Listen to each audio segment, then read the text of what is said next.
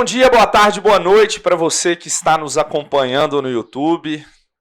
55º podcast. Hoje eu tenho um convidado ilustre. Já convidei ele há mais tempo, mas ele enrola, mas faz parte. Hamilton Quintela.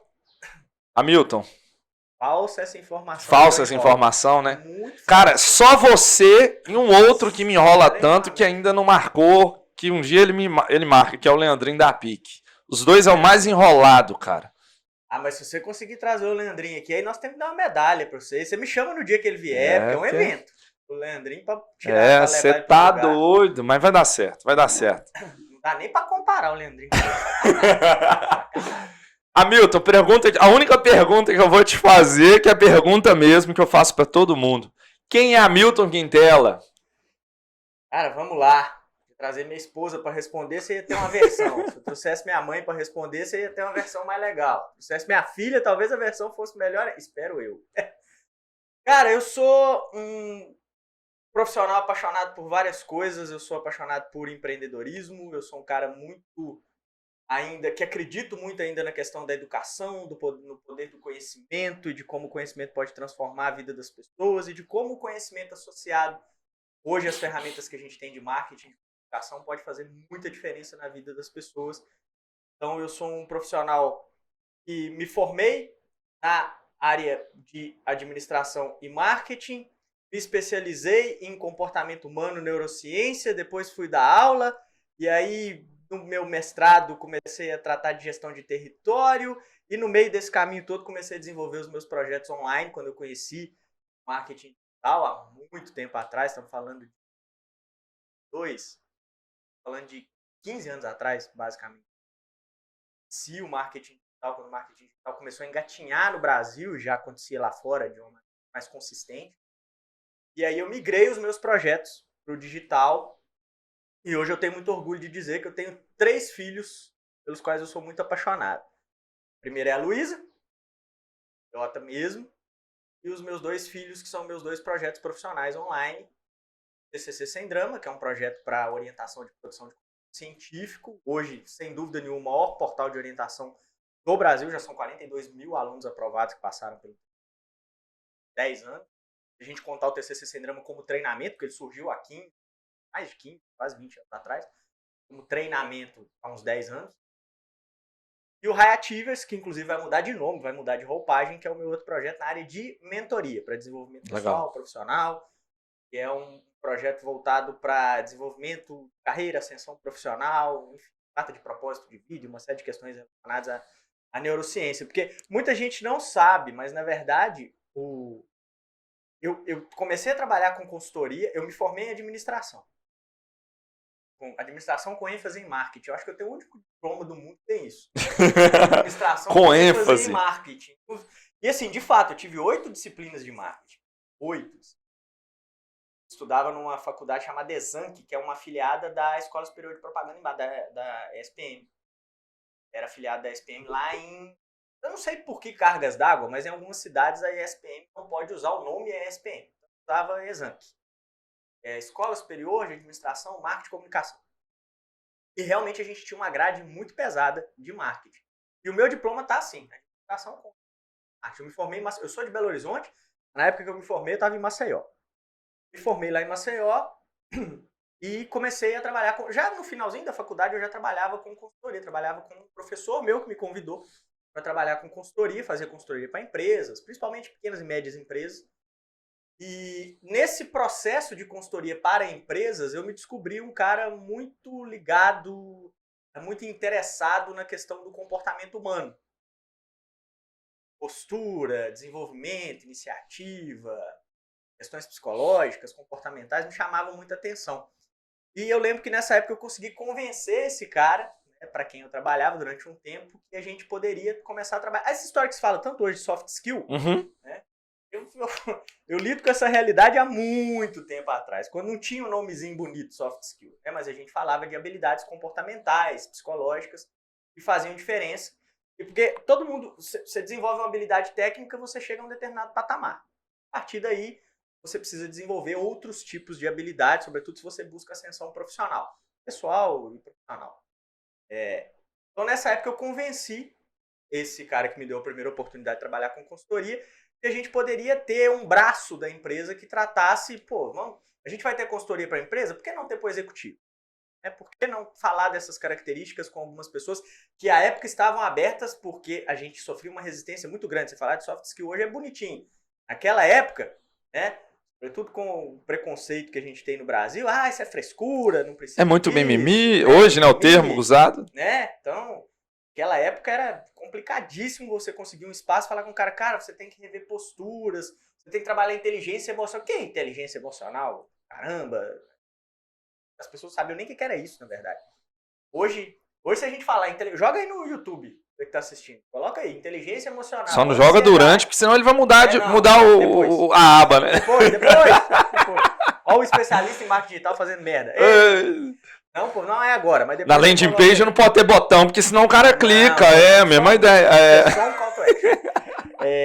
Então, mas inteligência emocional, ansiedade, hoje são assuntos, né? Até porque nós chegamos num nível que virou uma questão patológica. Pandêmica quase. Ansiedade no empreendedor? Nossa Senhora. Não existe. Isso é mito. O pânico é o mal do século. Não é a ansiedade, porque ela é que gera o pânico. Né? É consequência. Então, quando a gente fala de empreendedorismo, essa linha aí, a gente caminha ao lado da ansiedade ali, né? O tempo todo. A linha é muito empreendedor é ansioso de natureza. Isso vai ser. É ansioso e inquieto. Né? Até porque senão ele não seria empreendedor. Não seria, de fato. Né? Um certo nível... Ansiedade, para quem estuda um pouquinho de neurociência e de ciências comportamentais, a gente sabe que a ansiedade ela é como o medo. Você tem que ter a dose certa. O medo é um sentimento... Nós somos filhos dos covardes, né? Nós somos descendentes dos covardes. O cara que ia lá enfrentar o bicho lá na savana africana, lá dos nossos ancestrais, lá, o cara que ia lá enfrentar o bicho morria. Quem sobreviveu e foi formando as outras gerações era o cara que ficava quietinho na árvore. É o medroso. Então nós precisamos... O medo, ele é necessário. O medo não pode te paralisar. Aí é uma questão que você precisa trabalhar. E a ansiedade, ela te coloca em estado de alerta. Ela te coloca em estado de iniciativa. Mas se a ansiedade ela extrapolar determinados níveis, ela faz com você o que o medo faz. Ela te trava. Ela te trava, te dá pânico, te dá tudo. Aí tem pânico, aí você começa a ter depressão, enfim. Aí você, né? Eu faço um tratamento já há muito tempo por causa disso. Ansiedade é um negócio que não tem jeito. Sim, você precisa de níveis de ansiedade, mas você não pode deixar a ansiedade destruir o seu equilíbrio emocional, a ponto de afetar a sua inteligência emocional, que são coisas diferentes. E estamos derivando o assunto, para eu terminar de responder. Aliás, você coloca o podcast inteiro que vai ser essa resposta, não preocupa não. Você coloca duas pessoas que já foram professores, têm experiência, que nem gostam de falar, você coloca junto aqui, eu tô com medo da hora que isso vai acabar aqui. Mas... o recorde que a gente tem é 4h30 de podcast. Não chega nisso não, porque não tem nem voz. Tá aí. Quem ficou 4h30 aqui com você? Tá aí, o Russo, o cara especialista em marketing digital. Mexe com Google, Ads e tal. Ficamos 4h30 falando. Tem aí, o maior podcast. Foi os primeiros, porque depois eu limito. O Lucas, daqui a pouco, ele vai virar assim, ó. Dá 1h e pouco, ele já começa a bater o dedo assim, porque a galera não vai ficar 4 horas assistindo. Deus me livre. A gente não é o flow pra ter. A gente não é o flow pra ter 50 mil ao vivo, não é assim. Tá doido? 4 horas, nem o flow sustenta 4 horas, meu gente. Mas. Então, naquela época, né? Isso eu tô falando, cara, eu falei. 8, 15. Eu sou péssimo com datas, mas assim, são quase 2 décadas atrás. Era muito complicado você conseguir espaço para falar dessas questões de soft skill, inteligência emocional, mas eu consegui convencer. Durante um tempo a gente trabalhou e, cara, eu me encontrei muito fazendo isso, assim. Eu gosto muito desse conteúdo. Eu uso esse conteúdo para minha vida. É conteúdo científico. É bom fazer uma pequena diferençazinha, que a pessoa começa a achar que você é autoajuda, né? Ou coisa do tipo. Não, é conteúdo, é estudo científico sobre neurociência. Não, é ciência, humano, é ciência mesmo. Psicologia positiva, enfim. É um arcabouço, é um conjunto de estudos científicos que fazem uma baita diferença, assim. Quase que eu falo outra palavra que eu não sei se aqui pode. Mas, assim, fazem uma diferença enorme na vida das pessoas e todo esse conteúdo fez na minha vida. Porque mudou muito a minha vida e eu comecei a querer mostrar isso para as pessoas.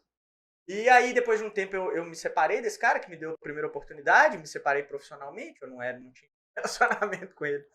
Eu me separei e eu continuei trabalhando com isso até que eu me formei, e pouco tempo depois que eu me formei, o TCC Sem Drama, porque muita gente hoje me reconhece pelo TCC Sem Drama, porque ele alcançou né? Potencializou, né? O mercado foi muito ampliado. Então, assim, e ele hoje o que tem aí de mentor para orientar trabalho científico é impressionante, né? Hoje tem uma feira da internet para orientação de produção científica. De tudo, enfim, de tudo. Mas tem especialista de tudo na internet. Não, mas de tudo. Tem especialista na internet. Tem um cara que ele se especializou em analisar o especialista. Enfim. Então hoje é uma feira gigantesca, né? Você tem muito que separar o joio do trigo ali. O que de certa forma é bom também. Né? É ruim, mas é bom, tem os efeitos negativos e positivos. Mas há 10 anos atrás o TCC Sem Drama foi o primeiro treinamento nesse sentido.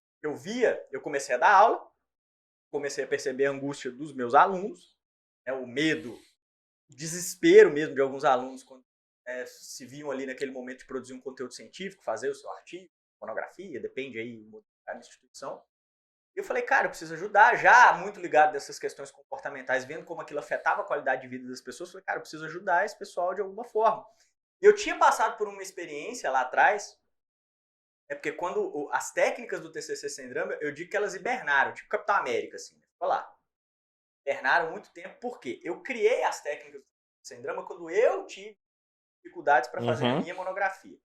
Já trabalhava com consultoria nessa época, com mentoria para desenvolver profissional. E eu comecei a desenvolver as técnicas porque eu precisava concluir a minha monografia. E, cara, nunca tive problema para escrever, mas escrita científica é algo diferente. E eu comecei a ter muita dificuldade. Eu comecei a produzir conteúdo, entregar conteúdo, voltava com um monte de correção e eu não sabia. O processo de orientação do modelo tradicional das instituições, ele é extremamente falho, o orientador fica sobrecarregado, ele te diz o que fazer, mas não te diz como fazer, enfim.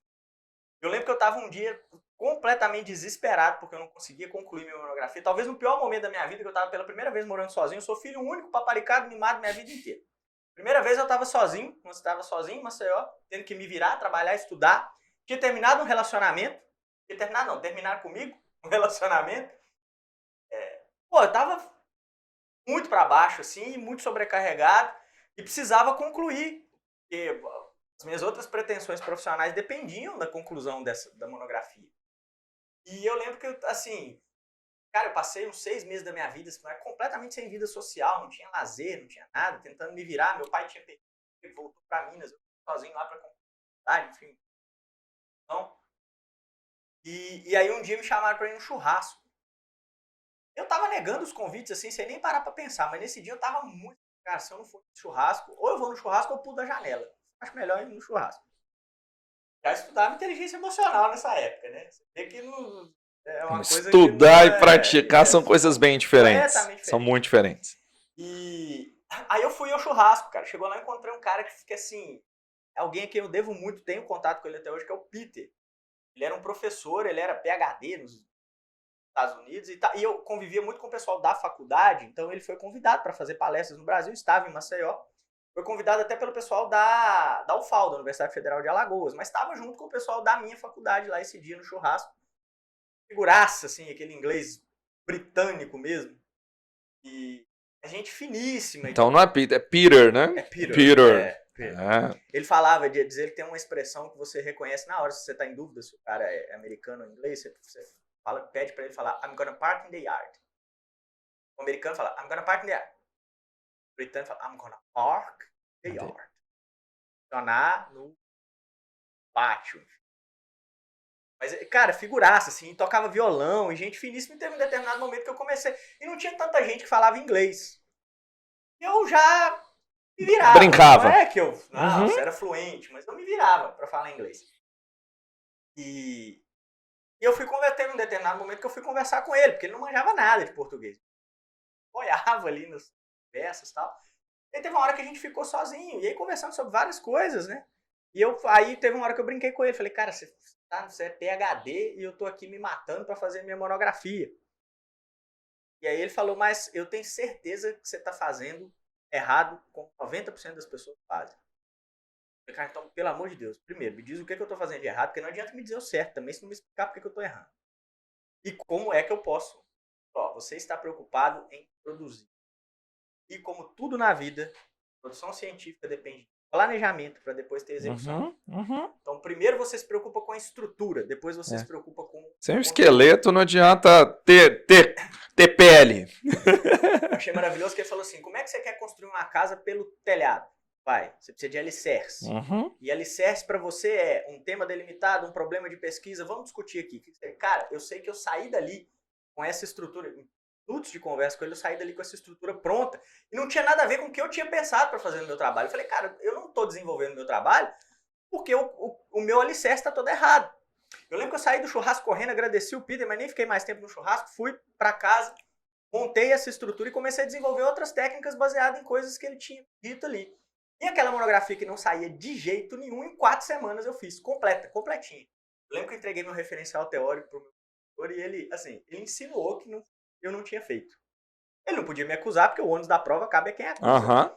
Aliás, tem muito aluno que fica, ai, meu professor vai falar que eu não li, vai falar que eu não fiz. Azar dele, ele tem que provar que você... Né?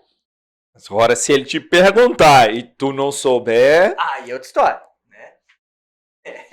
Aí é outros 500, outro esquema. Mas aí, o que aconteceu? Fiz em 4 semanas, entreguei meu referencial, ele chegou a insinuar, não, mas como é que você fez isso aqui? Eu falei, escrevendo? Não, mas ele até fez algumas perguntas meio capciosas, mas eu respondi tudo, eu tinha escrito. Quando você faz, não tem esse grilo, assim, né? O aluno fica inseguro de bobagem quando ele faz. E aí eu falei com ele, não, eu fiz assim, essa tal, expliquei, ele falou, não, ótimo, chegamos onde nós precisamos aqui, tal, pode continuar. E aí foram 4, mas cravadinhos, assim, 4 semanas para produzir todo o conteúdo escrito da monografia. E durante, por que eu digo que se hibernou? Porque aí eu voltei a trabalhar, eu resolvi o meu problema, eu tinha feito a minha monografia, a partir daí comecei a escrever artigos e com muita facilidade, usando as técnicas, algumas coisas que o Peter tinha me dito e as técnicas e a partir do que ele me falou. Beleza, toquei minha vida, voltei para as mentorias, continuei trabalhando, consultoria, mentoria. Só que aí, em um determinado momento da minha vida, eu fui convidado para dar aula, eu fui convidado para dar uma palestra, dei uma palestra e da palestra eu fui convidado para lecionar. E aí eu comecei a conviver nesse ambiente acadêmico com alunos de novo, não eu sendo aluno, mas eu convivendo com alunos. E aí comecei a ver todo esse drama que envolve a produção científica no Brasil, como ela é tratada com terror, com uma série de conotações negativas.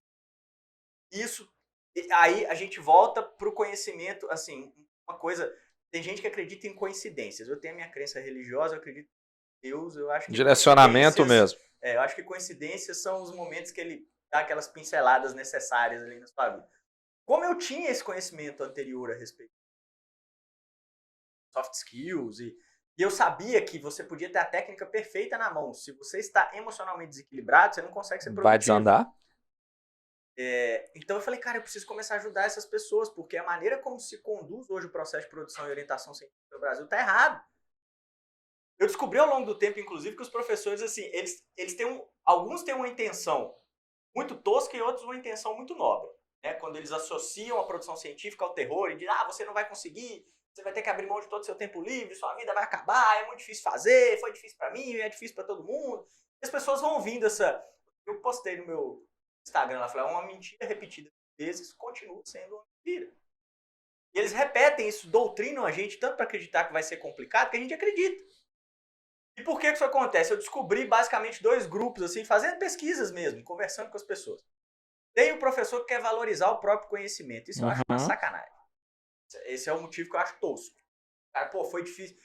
Olha a posição que eu tô, né? E para chegar aqui foi complicado e eu quero vender essa ideia de difícil para as pessoas. Então, tem outros que têm uma intenção muito nobre, cara. Descobri isso com o tempo. A intenção é fazer o aluno se movimentar. Vou tocar o terror, porque se o cara tiver com medo, ele vai... O cara andar, o cara fazer alguma coisa, porque senão ele vai ficar enrolando, vai chegar na hora e não vai conseguir fazer. Que é a psicologia da minha mãe, inclusive. Mãe, beijo pra senhora. A minha mãe sempre foi meio do terror, assim, né? Você não vai fazer, então você não vai conseguir, você não vai... Nada. O que não funcionava muito bem comigo. Quando eu tomava minhas decisões, as coisas andavam, né? E aí eu comecei a perceber, falei, cara, a intenção é boa. Ele quer fazer o moleque se movimentar.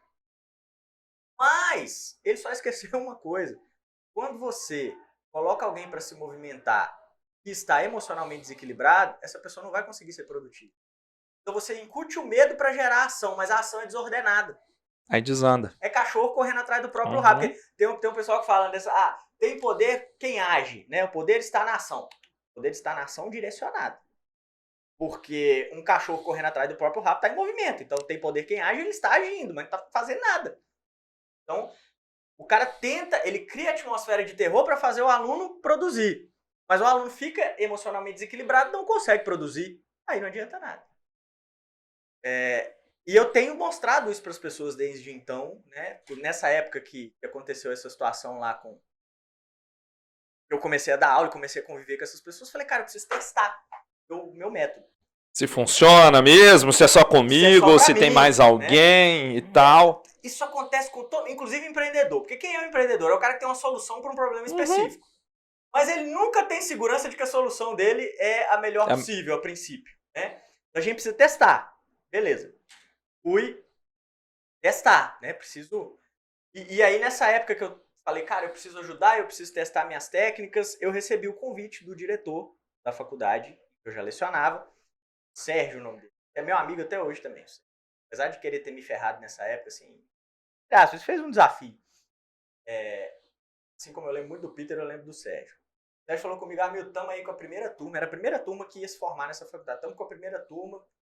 Ele não me convidou, ele me convocou para orientar. Intimou, falou, vocês se vira. Eu preciso de você. E outra, são 10 alunos. Eu falei, Sérgio, eu topo, mas eu não vou pela cartilha da faculdade.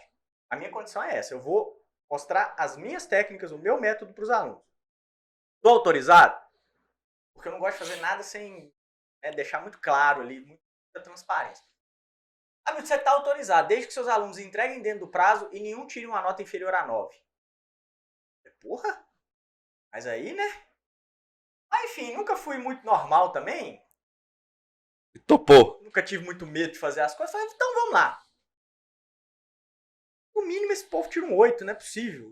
Né? Mesmo que seja com drama. A ideia era fazer sem drama.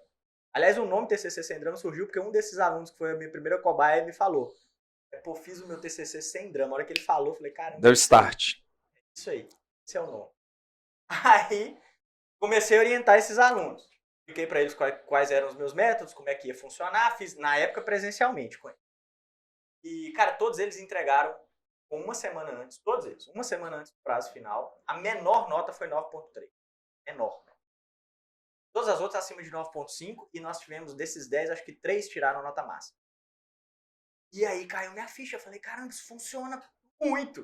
Não é só para mim. Eram 10 pessoas absolutamente diferentes.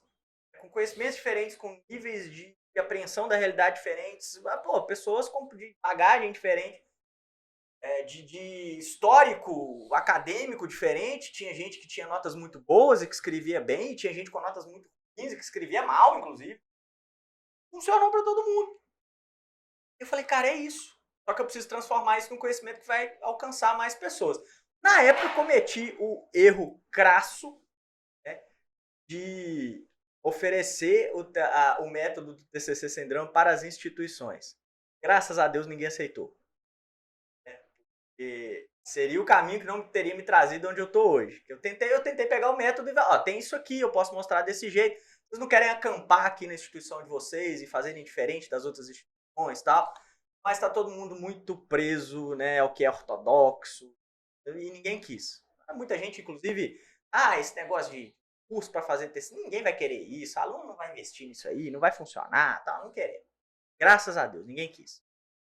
Diante do fato de que ninguém vai querer, e já com uma veia empreendedora ali, já conhecendo coisas de empreendedor, eu vou transformar isso num e-book. Aí eu fiz a primeira versão do TCC sem drama, foi um e-book. E o e-book vendeu muito mais do que a gente esperava. Aí a gente fez a primeira versão do treinamento online. Aí já com conhecimento de marketing digital, aí tô voltando ali 10, 12 anos no máximo. Já com conhecimento de marketing digital, etc. Eu falei, cara, eu vou fazer o curso, eu vou colocar uma plataforma e eu vou botar isso para rodar. Usar, eu vou comercializar e vou ofertar isso através de marketing digital para as pessoas. Tráfego orgânico, tráfego pago, já conhecia todas essas ferramentas, vou me cercar de pessoas que tecnicamente podem me ajudar para me dedicar ao conteúdo e vou fazer dessa forma.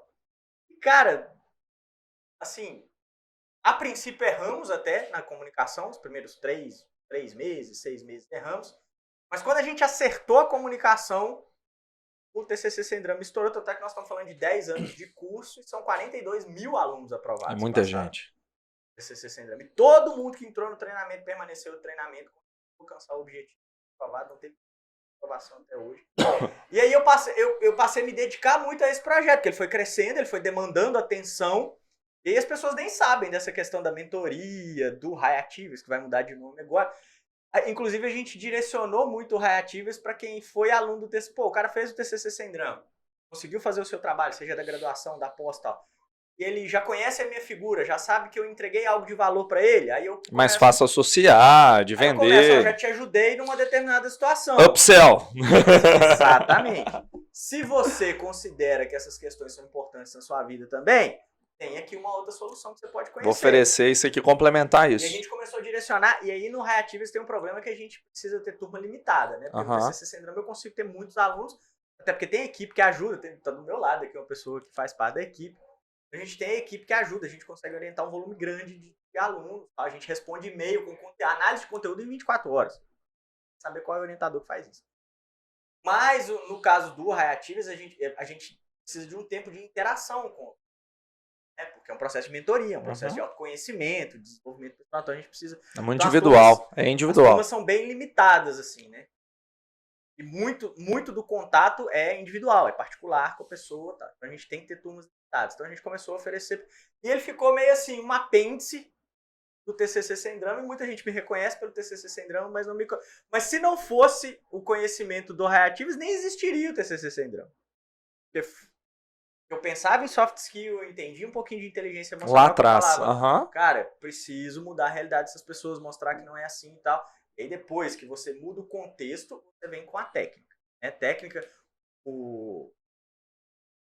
tem um dos fundadores, se não o fundador da psicologia positiva, né, que é o Viktor Emil Frankl, tem uma história maravilhosa. Assim.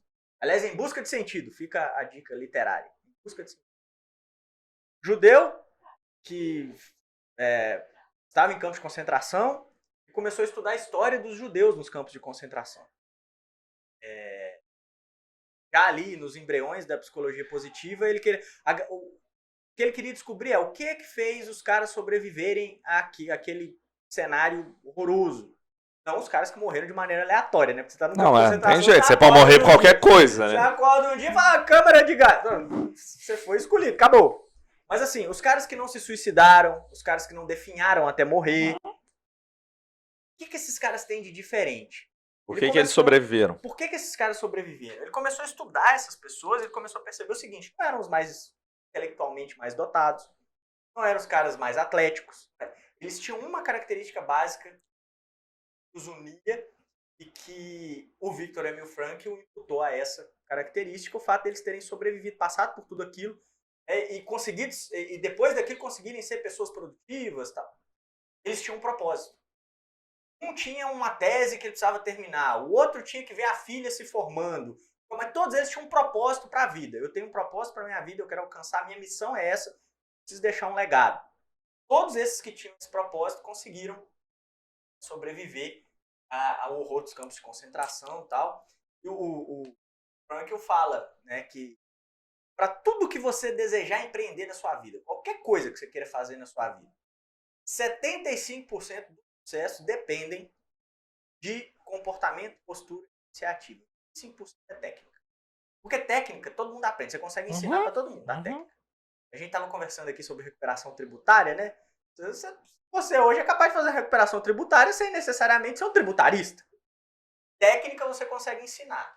Mas propósito de vida, a abordagem positiva da vida, inteligência emocional, equilíbrio, leitura de cenário, isso é uma coisa que é muito mais complicada. Demanda muito tempo para a pessoa desenvolver. Depende de experiência, depende de autoconhecimento, depende de disposição para passar pelas experiências e ter autoconhecimento, desenvolver autoconhecimento.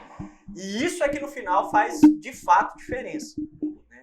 Então ele falava, tudo que você empreender na sua vida, eu quero fazer um TCC, eu quero passar num concurso público, eu quero empreender, eu quero ter minha empresa porque eu tenho sonho.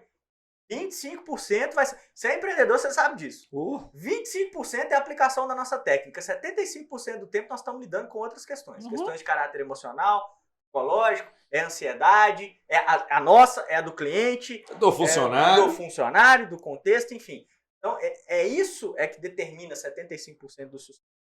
E porque eu tinha esses conhecimentos anteriores, eu consegui montar o TCC Sem Drama com uma estrutura que dificilmente você vai ver em outro...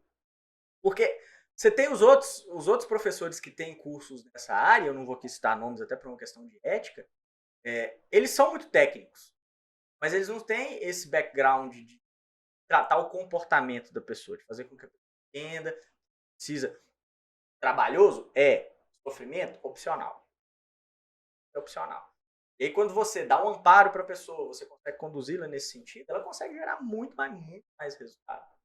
Cara, como esticou a resposta, né? A pergunta era só Relaxa, mas eu te falei, a pergunta que é pro episódio inteiro. Então tá bom, então nós estamos esticando. Mas é isso aí. Mas é isso, assim. E o TCC Sem Drama virou o maior projeto profissional da minha vida. E esses dias eu estava conversando isso com a minha esposa.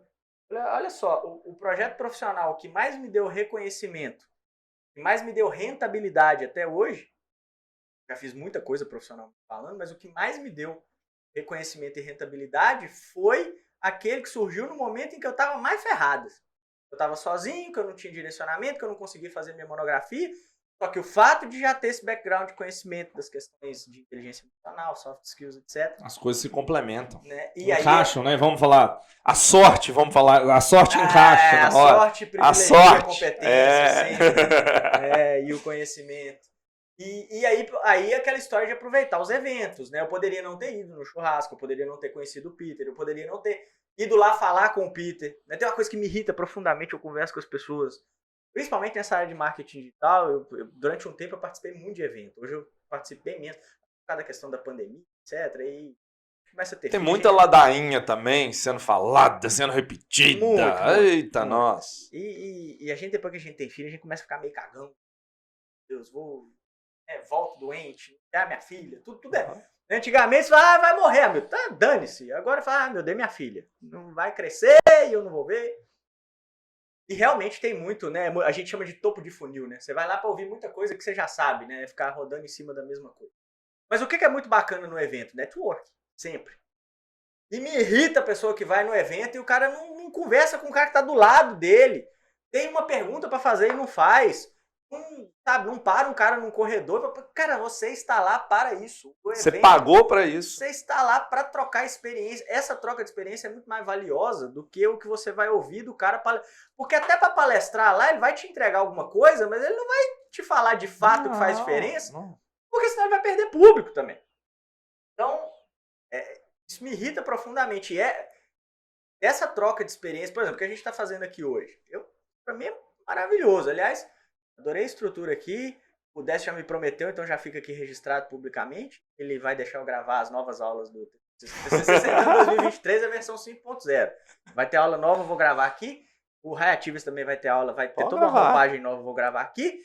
Depois a gente faz podcast do TCC Sem Drama do Reativas. Tem que fazer, ué. Porque, cara, isso aqui, muitas vezes é desse bate-papo, dessa interação que surgem as soluções. É uma das coisas... Eu tenho colegas empreendedores que falam assim, Milton, eu quero muito empreender, mas eu detesto gente. Eu falei, então não faz isso, cara. Faz qualquer outra coisa. Vai dar não, sei lá. Aí outro dia o cara falou assim, estuda veterinário. Eu falei, não, pior, porque o bicho tem dono. E é 80 vezes mais chato do que um cliente de consultoria, é o dono de pet. Aliás, hoje é pai de pet. É pai de pet. Cara, gostar de pessoas é obrigação para todo mundo. É algo que eu todo dia eu tento melhorar. Não sou muito fã, não, mas tem que ser, cara. Quem consome seu produto é pessoas. Quem trabalha com você é pessoas. Você é uma pessoa. Eu, no meu caso, sou 2 vezes, né? Porque eu também tenho o sobrenome pessoa. É verdade. Pessoa. Então complica. Mas é tudo gente. E eu não gosto de gestão de pessoas, não. É gestão de gente. Porque é gente que dá problema. Fato. É gente que dá problema. É gestão de gente. Você tem que lidar, cara. Seu produto que você desenvolve é para resolver problema das pessoas. Então não tem jeito de fugir de ser bosta, Uma coisa cara. que acontece muito nos nossos projetos online é que é muito legal de ver isso, que as pessoas falam assim, professor, o senhor porque eles adoram me chamar de senhor. Eu não PLS pra caramba, não sei porquê. Pessoas, não me chamem de senhor, é você. Aí, mas eles falam muito assim, professor, o senhor me respondeu. O senhor fez, por exemplo, eu adoro mandar áudio. eu estou em processo de orientação, alguma coisa, gosto muito de mandar áudio para as pessoas. E é justamente para causar esse impacto, para a pessoa ouvir minha voz e ter certeza de que sou eu que estou falando, que não é mensagem automática. Que não é... Cara, o que dá para automatizar, a gente automatiza. Mas orientação... Tem jeito. Orientação é pessoa. É muito individual, pessoa, porque senão você não trata essas questões emocionais, essas questões psicológicas, você vai ficar ali só arrotando técnica. Hoje tem na internet até software, o software que faz texto, o software que é orientador 24 horas. Cara, o software não vai te orientar, software não orienta. Ele vai fazer, ele vai executar alguma ele ação. Ele não interage. Que pode ser automatizado, automatiza. Eu não sou contra a tecnologia, senão nem trabalhava com marketing digital.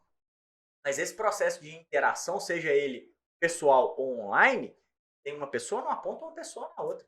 Né? Quando a gente estuda marketing, a gente vai lá no Kotler, né, que é extremamente prolixo, etc, mas tem uma coisa que ele fala que é marketing é um processo social de troca de valor, ou seja, é social.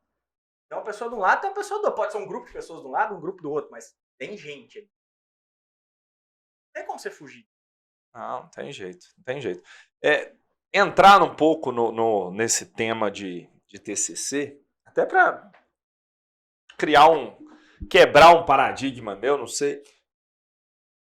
Por que os professores, onde que podem simplificar, eles dificultam o máximo possível? Eu falo por ter sido professor, por ter sido aluno. Por ter sido aluno. Um negócio que pode ser simples. Se criam monstros que não tem necessidade. Nenhuma. Eu vou te falar uma coisa. Hoje em dia me perguntam isso, eu falo assim, que bom que eles fazem. Quero mais que eles continuem complicando mesmo, né? Porque aí eu vou lá e simplifico para o aluno. Eu sou professor porque eu sou apaixonado por simplificação. Eu sou apaixonado por soluções simples que quase sempre são as mais impactantes, né? A gente que é da área de gestão, a gente tem um monte de história nesse sentido, né? Tem a linha de produção que tinha lá uma caixinha que o produto não entrava, né? Como é que você separa essa caixinha? Altas soluções mirabolantes, vem um cara lá e fala, não, coloca um ventilador aqui na frente. Ele que a sopra. caixinha que não tiver leve, conteúdo, sopra. ele vai soprar, vai cair aqui e resolve. As soluções... O Einstein falava isso, né? Você não consegue explicar de forma simples, é porque você, meu amigo, não entendeu. Não entendeu. Né? Então, assim... Eu acho que qual que é o grande papel do... Vamos entrar aqui agora numa discussão que é meio filosófica, meio pedagógica. Qual que é o grande papel do professor? Sem ficar chato, sem ficar pedante, vamos falar na popular. Qual que é o grande papel do professor? O professor é um intermediário da informação. Um facilitador. Isso. É um facilitador. Exatamente. Facilitar, não é dificultar. Exatamente. E chegar nessa palavra. O professor ele tem que ser, por essência, um grande facilitador de processos. Tá? Ele é um intermediário. Eu costumo fazer minhas turmas, quando estão, principalmente as turmas estão iniciando graduação, eu pergunto para os alunos, o que vocês vieram buscar aqui? Por que vocês estão aqui? Assim, 80% das vezes a resposta é, vim buscar conhecimento, porque ele te dá a resposta que ele acha que você quer ouvir. Não é a resposta sincera dele, né? E tem nego que, se nego for ser sincero, ele vai falar, eu tô aqui porque meu pai mandou, eu tô aqui por pressão familiar, eu tô aqui porque eu preciso daquele emprego, daquele negócio assim, tá? O cara, né? Às vezes fala, vim buscar conhecimento. Eu falei, veio no lugar errado. Porque se eu conseguisse pegar conhecimento, embalar e te entregar, não precisa nem de faculdade. O que eu posso fazer é te entregar informação, a partir da informação e desse processo de interação que a gente vai ter aqui, a gente constrói conhecimento juntos. Beleza. Né? Conhecimento é um processo de construção mútuo. Não adianta você criar, me entrega conhecimento. Não dá. Te entrega informação. Beleza. Como é que eu consigo tornar essa construção mais simples? Facilitando o acesso e a interpretação da informação. Então, por que boa parte dos professores complica? Primeiro, muitos deles, porque simplesmente reproduzem um sistema que está aí há anos e nunca questionaram o sistema. Como consultor, quantas vezes você já ouviu quando você chegou numa empresa, trabalha com consultoria, e você fala assim, não, isso aqui tem que ser feito dessa forma. O cara, mas eu sempre fiz daquele outro jeito. É porque meu avô fazia, meu pai fazia, porque fulano de tal veio cá e mandou eu fazer assim. E você não consegue provar para o cara, né? Porque ele acha que esse conhecimento empírico aí que foi passado de pai, ele é lei. E aí entra resistência à mudança, uma série de outras coisas. Então, assim, primeiro, os caras estão inseridos num sistema que está apodrecido ali por dentro. E aí é muito mais fácil reproduzir o sistema do que contestar. Isso aí é meio óbvio, né? Pô, é muito mais fácil você falar não assim pro seu filho. É muito mais fácil você falar sim. ué. Né? Sim. Resolver o problema ali. Você fala, não, tem justificativa, tem birra, tem desgaste, tem um monte de coisa. Mas é extremamente necessário você falar, não, porque senão você não forma caráter, você não estabelece limite, não tem aprendizado, etc, etc. Os caras entram nesse sistema que já está apodrecido. Eu falo que o modelo tradicional de orientação ele está apodrecido. O cara entra ali e é muito mais fácil ele se adequar. É como na política. Tem muita gente idealista na política, mas quando o cara se insere ali, ele percebe, cara, pô, Não é assim. Eu não vou conseguir Não é assim. fazer aqui, né? Então, isso acontece. E tem aqueles dois motivos que a gente comentou antes. O cara quer valorizar o próprio conhecimento, aí ele torna as coisas complexas. Para valorizar o próprio conhecimento. Se eu torno complexo, eu faço outro acreditar que é difícil, ele vai entender que eu sou superior, que o meu conhecimento é maior, ou melhor, que é uma bobagem. Já dizia uma professora minha lá do meu 2º grau. Ninguém sabe mais do que ninguém, nós sabemos coisas diferentes. É isso aí. Então tem essa supervalorização do próprio conhecimento e tem o que a gente falou antes. Eu vou colocar medo e muitas vezes você coloca medo complicando. Você complica, você aumenta o nível de medo. Eu vou colocar medo para fazer o cara se movimentar. Tiro no pé é absurdo, porque você está fazendo o cara se desequilibrar. Então ele não vai conseguir ser produtivo. Cara, isso não é nós estamos discutindo aqui TCC. Você pegar a nossa educação. Não, eu ia falar isso, acho que a galera vai bater muito se eu reclamar muito. Mas hoje. Pô, nosso sistema de educação tá todo errado, cara. Todo errado. Falo por ter dado aula e tá das duas pontas, é isso. As pessoas, os professores e os alunos também, eles não estão preocupados em aprender a pensar. Eles só estão preocupados em reproduzir um conhecimento, achando que isso vai levar eles a algum lugar e não vai levar a lugar nenhum. Reprodução. Eu falei isso 2 semanas atrás, eu estava falando com o pessoal que estava formando. Eu falei, gente, vamos pegar o tempo que vocês passaram aqui dentro. Aí nós chegamos até a somar, dá não sei quantas 1000 horas, tal, não sei. Beleza. Vamos pegar do percentual desse tempo, quantas 1000 horas vocês passaram vendo algo que já foi feito por alguém e reproduzindo aquilo. Quer dizer, aí eu vou falar da área de gestão, tá? Mas isso obviamente se repete em qualquer área. Quanto tempo você passa, né, fazendo uma DRE, uma demonstração de resultado de exercícios? Quanto tempo você passa fazendo um balanço, aprendendo a fazer? Beleza, sabe o que as pessoas querem de você? Que você interprete aquele resultado analise, e que o tome uma computador vai te decisão. entregar aquilo pronto. É isso que as pessoas querem de você. E você pode levar isso para qualquer área de formação. Pô, quantas vezes você viu o cara repetindo, né, uma cirurgia, fazendo assim, e quantas vezes você questionou se aquela cirurgia pode ser feita melhor? É reprodução. 89, 90% do tempo é reprodução. 20% talvez ali um pouquinho de crítica, um professor ou outro tenta levantar ali um pouco de senso crítico, uma análise da realidade, um processo de transformação. Raríssimo assim. Então nós temos uma educação hoje que prepara as pessoas para tecnicamente reproduzir modelos. Infelizmente as pessoas param de pensar em desenvolver os modelos. Elas simplesmente... E aí, cara, nós vamos lá para a educação infantil. Passar pelo primeiro grau, pelo 2º grau. Hoje, mudou tudo, né? Tem 9º ano, tem tudo. Nós vamos chegar na graduação e você vai ver esse processo se repetir. Né? Você vai ver a faculdade falando assim, você tem que pensar fora da caixa. A primeira coisa que eles fazem quando você coloca a cabecinha é pisar na sua cabeça para você voltar para a caixa. Tem um ditado chinês que fala que prego que desponta leva martelada. E a faculdade faz isso com todos os alunos. Isso. E vou te falar, mundo corporativo faz isso também. Faz. Vai ser um pouquinho diferente. Vocês vão te cortar. O mundo corporativo faz isso. Que você tem que... Qual que é a nota que você tem que tirar para passar na faculdade? É a média, não é? Você tem que tirar a nota média. Ou seja, estão te ensinando o tempo todo a ser mediano. Sabe o que está próximo do mediano? Medíocre. Está ali do lado. E eles balizam assim, quer dizer, digamos que tem um gráfico lá de tempo de estudo e nota. Aí você pega os caras lá, você começa a traçar aqueles gráficos de dispersão, né, para ver se uma variável está relacionada à outra, né? Vamos ver aqui se o cara que estudou mais tempo tirou a nota maior. Aí você faz o gráfico, tem lá uma reta e tem aquele monte de pontinho próximo da reta. Então existe uma relação positiva aqui. Quanto mais o cara estuda, né, melhor ele a nota dele. Beleza, existe uma relação positiva. Só que tem um pontinho que está totalmente fora. Tem aquele monte de pontinho pertinho e tem um cara que estudou pouquíssimo tempo e tirou uma nota elevadíssima. O que a gente faz com esse cara? A gente trata ele como a aberração. Ou ele é gênio ou colou pra cacete. E o que a gente vai fazer com esse cara? Jogar ele ali pra cu. Nós temos que colocar ele com as outras... Ao invés da gente pensar assim, Por que essas outras bolinhas, tudo aqui, não podem ter esse mesmo resultado?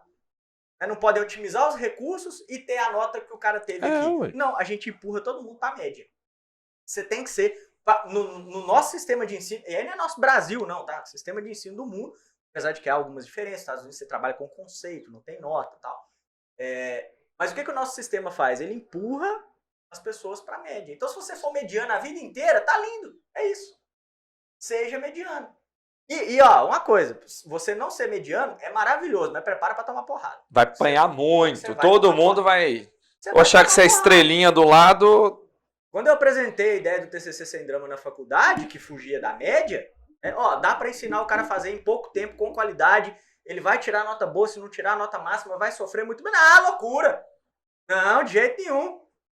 Aí, quando começa a ter o TCC sem drama, quando começa a ter um outro concorrente e tal, não sei quem, nego vê que tem mercado para aquilo, aí vem todo mundo. Aí já tá na hora da gente pensar outra coisa para sair dali, porque já virou a média de novo. Na hora de...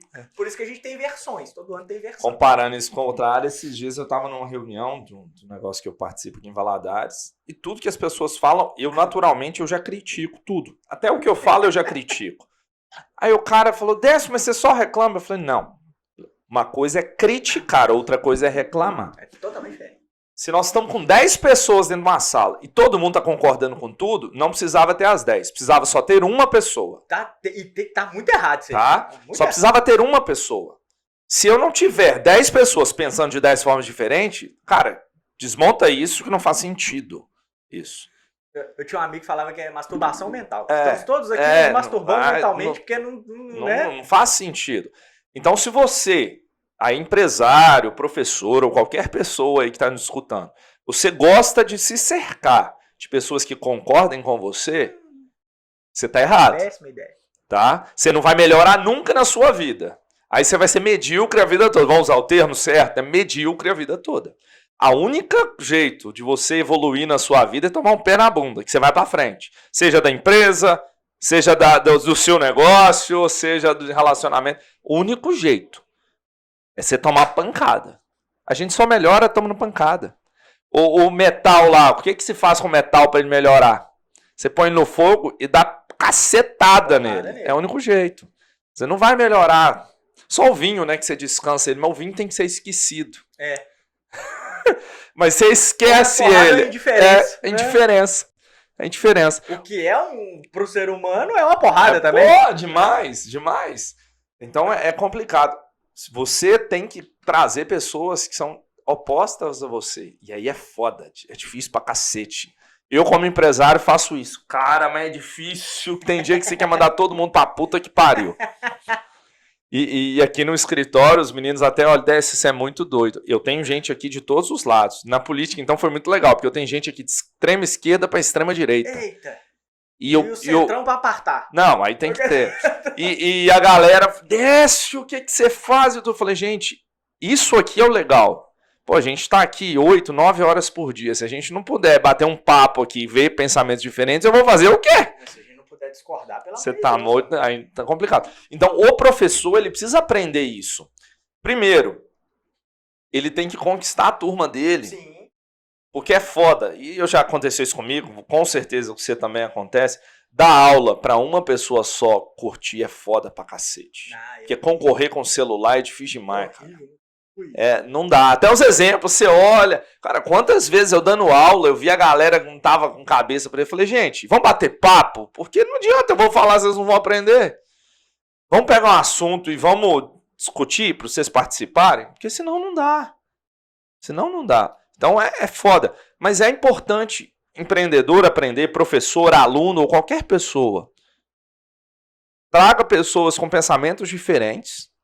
E montar um TCC é isso. É você pegar pensamentos diferentes e relacionar. É isso. Pra você poder criar a sua base. E mesmo na igreja, religião, onde for, até gosto musical, crie o seu. Não pegue algo que a pessoa falou, não é isso, não, vou repetir. Não é isso. Não é isso. Não é pegar uma fanbase e ser da fanbase. É criar algo seu e montar. Não negocia a sua personalidade. Ué, aprende, cara.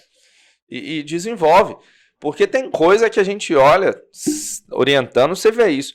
Tem erros que você vê de um TCC que você tem certeza que o erro é do orientador, não é de quem faz. Boa parte deles. E me desculpe você, orientador, bom que vai dar um corte legal agora, ó. Se você vai pra banca e um aluno seu toma pau, porque eles falam que o objetivo é incoerente. Você tomou pau também. É você que é o responsável, não é o aluno. É porque é você que sabe fazer a porra do trem, não é ele. Você tá orientando. E mais, se deixou ir pra banca, é cruel ainda o filho da mãe, porque ele sabia que ia acontecer isso. Ele sabia. Tá? Sabe. Isso acontece mesmo, não tem jeito não. E assim, você falou de... É muito fácil, né, você relacionar a reclamação à contestação, né? Uma coisa é você contestar, outra coisa é você reclamar. Né? O cara que reclama... O que é reclamar? Outro dia eu estava discutindo isso com uma psicóloga e aí, aprendizado. Falando o que é reclamar? Reclamar é clamar novamente. 2 vezes. Né? Clama 2 vezes. Reclamar é clamar 2 vezes.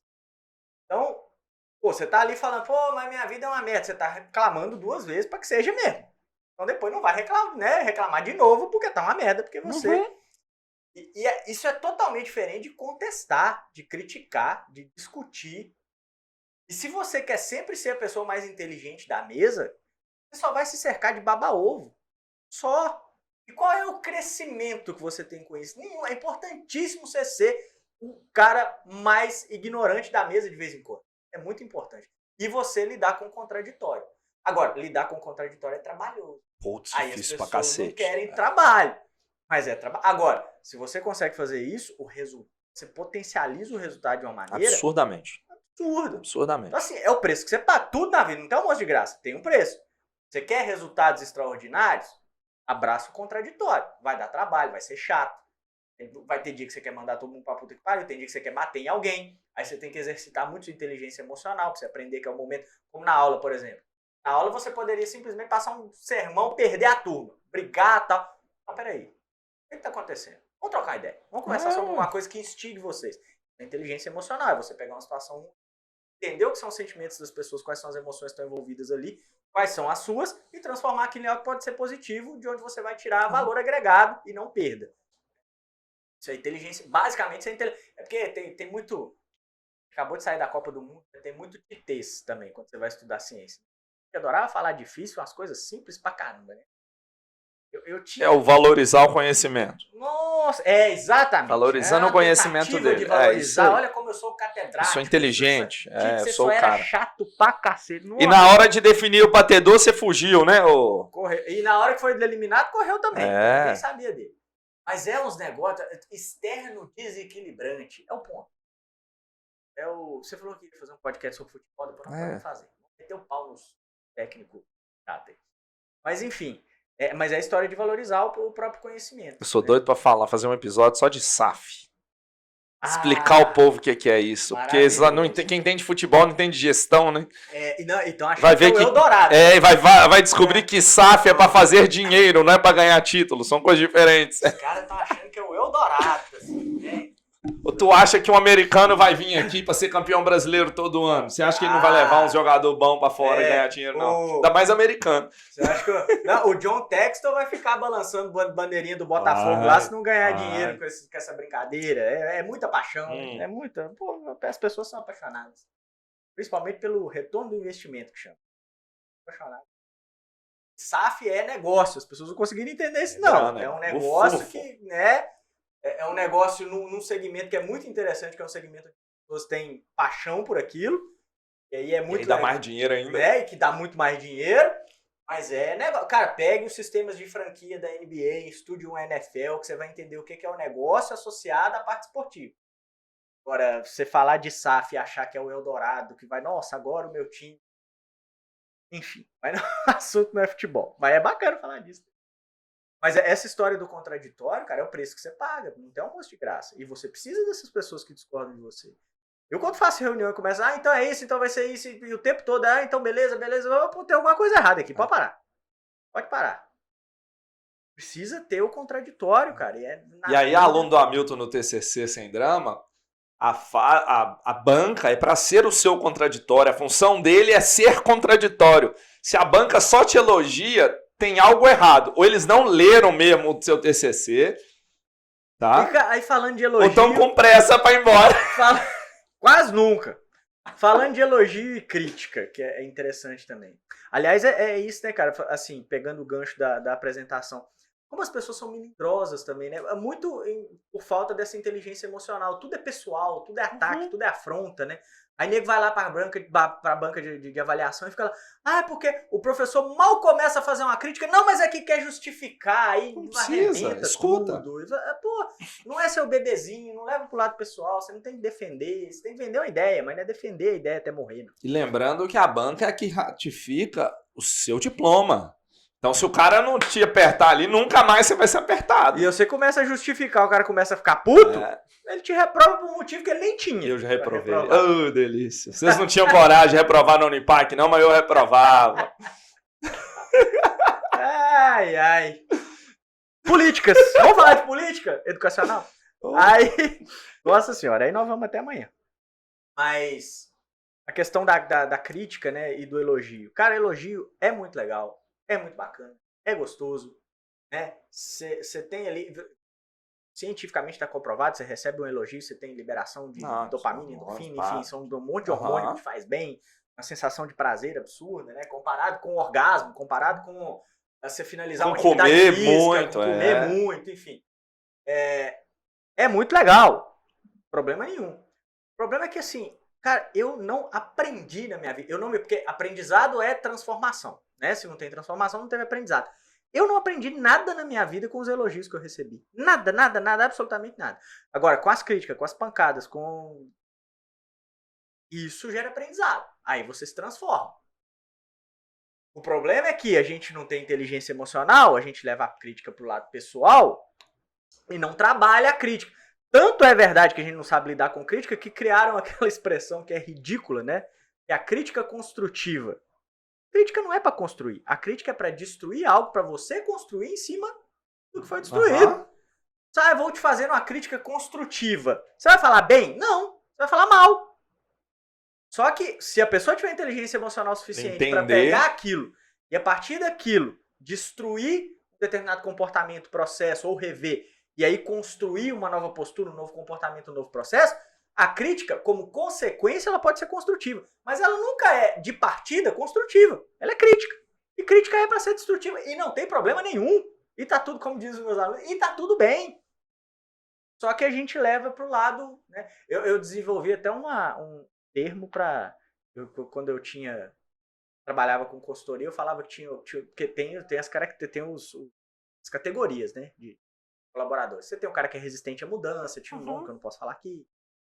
A gente dava nomes pro...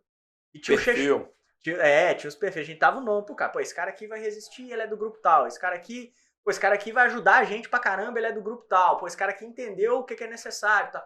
E tinha o xexelento.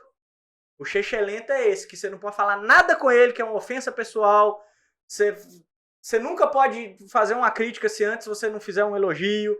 Você fala 1 milhão de coisas boas, fala coisa ruim, a única coisa que ele se concentra é na coisa ruim, quer dizer, é aquele cara que geralmente enxerga o copo meio vazio sempre, é o cara que detona e sabota as tentativas dos outros, né? Porque uma coisa é você se cercar do contraditório, não do seca-pimenteira, né? Porque tem uns caras também que, pelo amor de Deus, né? Pelo amor de Deus. Tudo que... Eu falo, é o teste pra amigo, né? Você quer saber se o cara é amigo seu mesmo? Não é na desgraça. Porque na desgraça, o ser humano, por natureza, ele se solidariza. Você quer saber se o cara é seu amigo mesmo? Chama ele pra sua casa, serve um vinho pra ele e começa a falar com ele. Cara, minha vida nunca teve melhor. É impressionante. Nossa, tô num relacionamento novo, a mulher, o homem, o que você quiser aí, tá? É fantástica.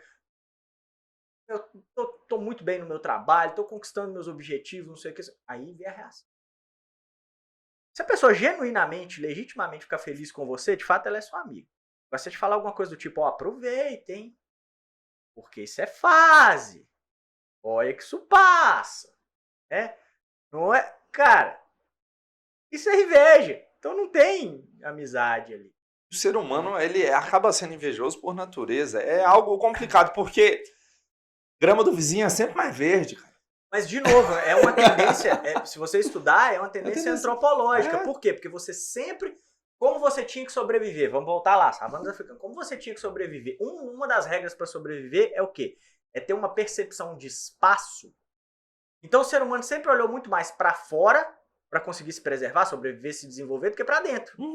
Então ele aprendeu a vida inteira a olhar para o lado e estabelecer comparação. Qual que é o pior critério de desenvolvimento que você pode ter? Comparação. Por quê? Sempre vai ter alguém muito melhor do que você e sempre vai ter um desgraçado muito pior do que você.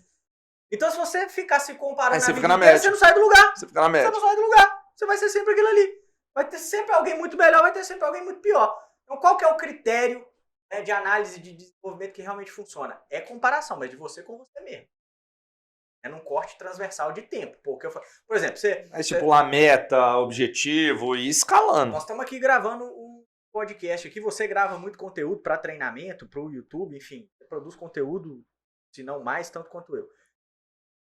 Você pega um vídeo que você fez há 10 anos atrás, você olha para ele e fala assim, nossa, que bacana. Que bosta. É horrível. Eu tenho vergonha dos meus. O vídeo que eu mais tenho visualização no canal é o vídeo que eu mais odeio na minha vida. Eu derrubei ele esses dias. Graças a Deus ninguém tá vendo. Cara, eu tinha no começo primórdios. Agora eu vou contar. Primórdios do TCC Sem Drama, eu tinha um vídeo que eu tava na beira de uma piscina. Com um copo de suco. Tô aqui na beira da piscina. Pra tentar vender a ideia de que era, né? Tranquilo de fazer. Sem drama. Sem drama. Você não precisa abrir mão do seu tempo livre e tal. Mas, cara, absolutamente travado na frente da câmera, assim, sabe? Não tinha movimento corporal, não tinha entonação. Era horroroso o vídeo. Teve mais de 3 milhões de visualizações essa bosta desse vídeo. Caiu recentemente, graças a Deus. Mas é maravilhoso você olhar para 10 anos atrás e falar assim, cara, olha que merda que eu fazia. Olha que eu... Porque se você olhar para trás 10 anos e olhar e falar assim, nossa, tava perfeito. Deu merda, porque você não evoluiu nada. Em 10 anos você não fez nada diferente. Você tem que evoluir, cara. Então você tem que olhar pro seu vídeo e ter vergonha dele mesmo. Você tem que olhar para as roupas que você usava há 10 anos atrás e ter vergonha.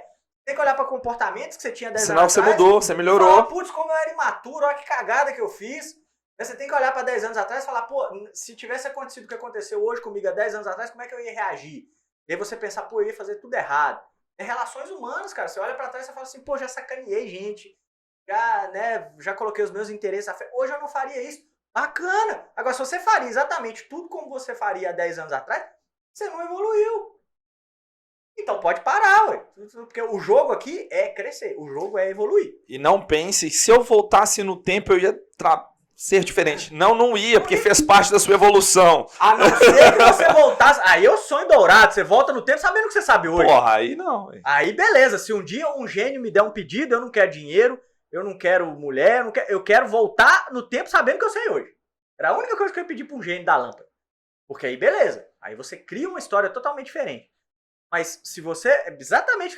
eu faria diferente. Não faria, porque a bagagem que você tinha era aquela, a sua percepção de realidade era aquela, e o que você ia fazer era exatamente aquilo mesmo. E a concepção que você tem de vida vai mudando com o tempo, cara.